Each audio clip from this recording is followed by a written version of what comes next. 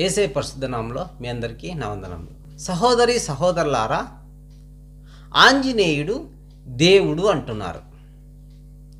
అయితే దేవునికి ఉండవలసిన లక్షణాలు ఆంజనేయుల్లో ఉన్నాయా? ఆంజనేయుల్లో ఉన్న లోపాలు ఏమిటి? ఆంజనేయునికి దేవునిగా పిలువబడే అర్హత ఉందా లేదా అనేది మనము ఇక్కడ తెలుసుకుందాం. ముందు దేవుడు అనేవాడు ఎలా ఉంటాడో తెలుసుకుంటే దేవునికి ఉండవలసిన లక్షణాలు ఇతనిలో ఉన్నాయో లేదో మనము చెప్పగలం. అయితే దేవుడు అనేవాడు అనంత జ్ఞాని అయి ఉండాలి, సర్వశక్తిమంతుడై ఉండాలి, ఆయనకు మించిన శక్తి మరొకటి ఉండకూడదు, ఆయనకు మరణం ఉండకూడదు, ఆయనను శాసించేది భూమి మీద కానీ, నీళ్ళ క్రింద కానీ, ఆకాశం పైన కానీ, ఎక్కడా కానీ ఆయనను ఎదిరించే శక్తి ఉండకూడదు. ఆయనే సర్వశక్తిమంతుడై ఉండాలి. ఆయనే నిజమైన దేవుడు, ఆయననే పూజింపబడ్డ అర్హుడు. అయితే నా సహోదరుడా, నా సహోదరి, ఈ ఆంజనేయుల్లో ఏమేమి లోపాలు ఉన్నాయి మనము తెలుసుకుందాం. ముందుగా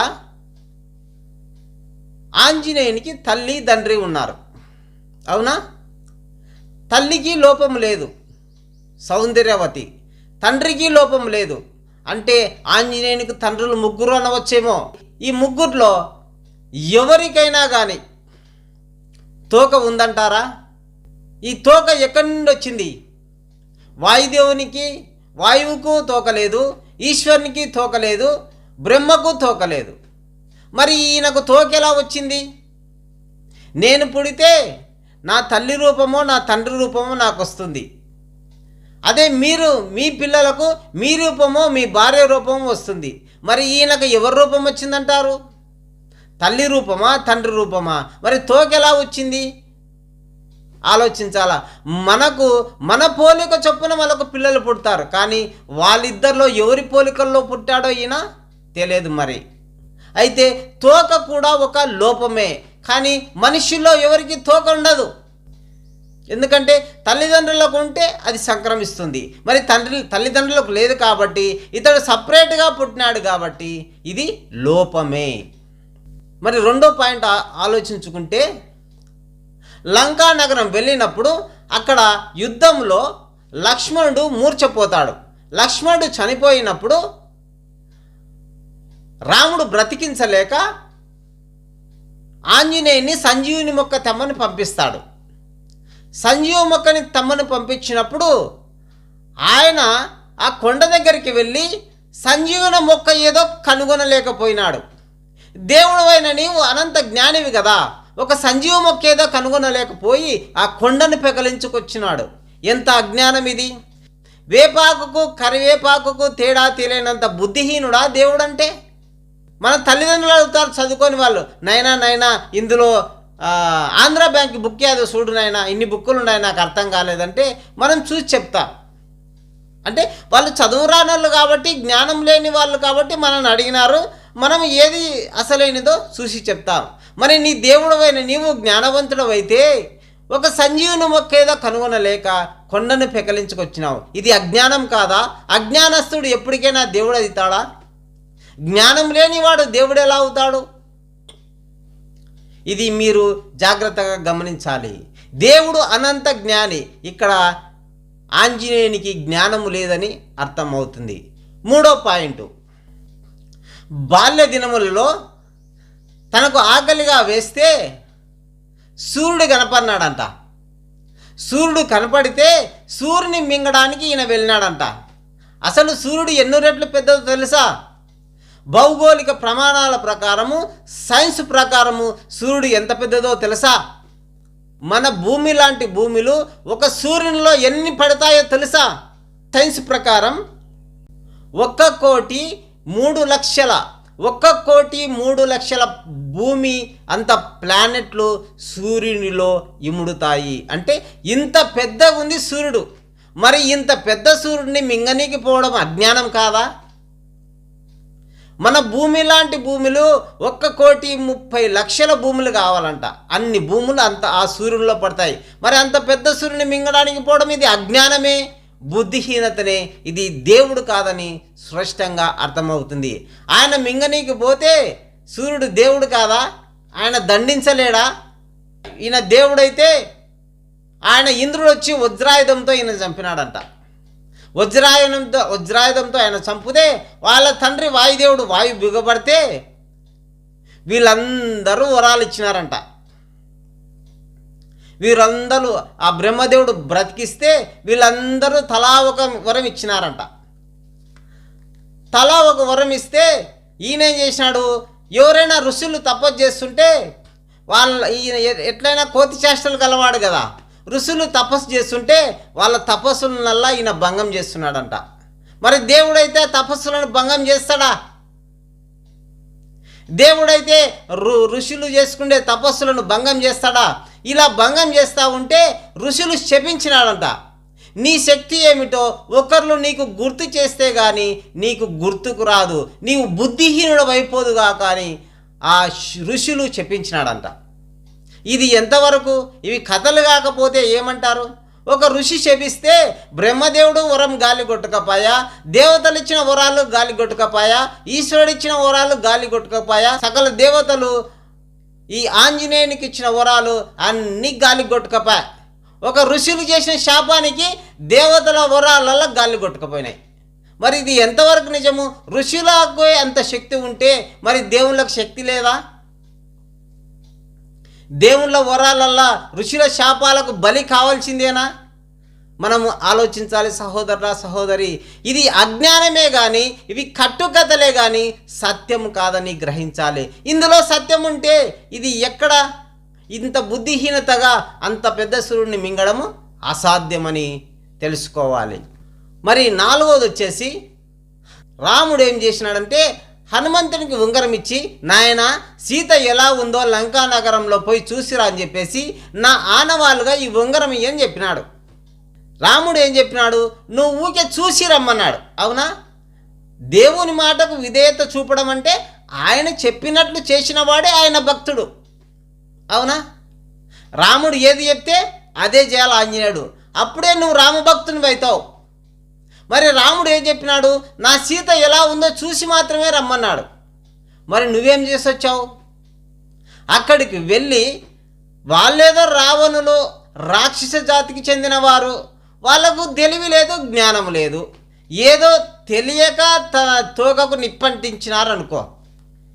మరి దేవుడవైతే నీవు జ్ఞానవంతుడవైతే దాన్ని ఆర్పుకొని, అయ్యో నా రాముడు చెప్పినాడు ఊకే చూసి మాత్రమే రమ్మన్నాడు, నన్ను ఏం చేయొద్దన్నాడని చెప్పి నువ్వు వెనుదిరిగి పోవాల్సింది. నువ్వేం చేసినావు?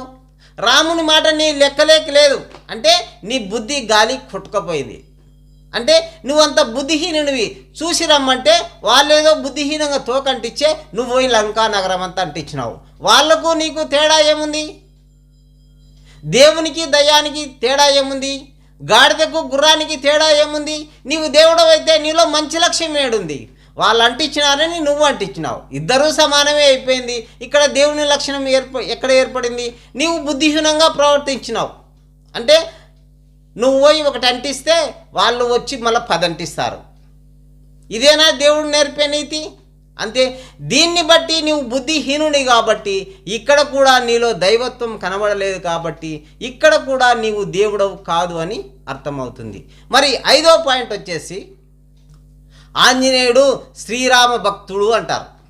మరి శ్రీరామ భక్తుడు అంటే అంతలా ప్రేమించే భక్తుణ్ణి మోసం చేయవలసిన ఆలోచన రామునికి ఎందుకు వచ్చింది అంటే రాముడు మరణించాలంటే ఆంజనేయుడు ఉండకూడదు. మరి ఇంతలా ప్రేమించిన భక్తుని తనతో పాటే తీసుకొని పోవచ్చు కదా, మరి ఎందుకు ఇక్కడనే వదిలిపెట్టి వెళ్ళిపోయినావు? మోసం చేసినాడు. ఏ విధంగా మోసము? రాముడు ఉంగరం ఏం చేసినాడు?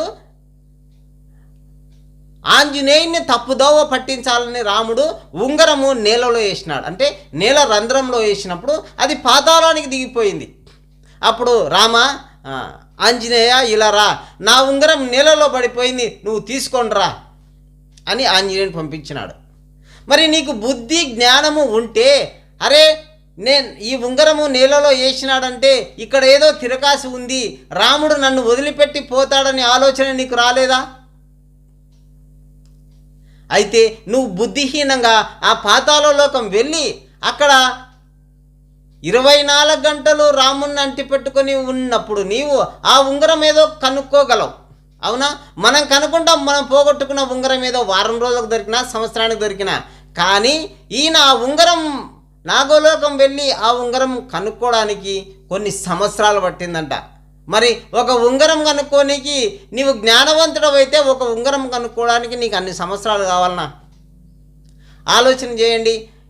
ఒక ఉంగరం కనుక్కోనికి నాగలోకం వెళ్ళినాడు. ఆయన నాగలోకం వెళ్ళినప్పుడు ఈయన తన దేహాన్ని విడిచి ఈయన వెళ్ళిపోయినాడు. ఆయన నాగలోకం పోయి ఉంగరం వెతుకులాడుతూ ఉన్నాడు.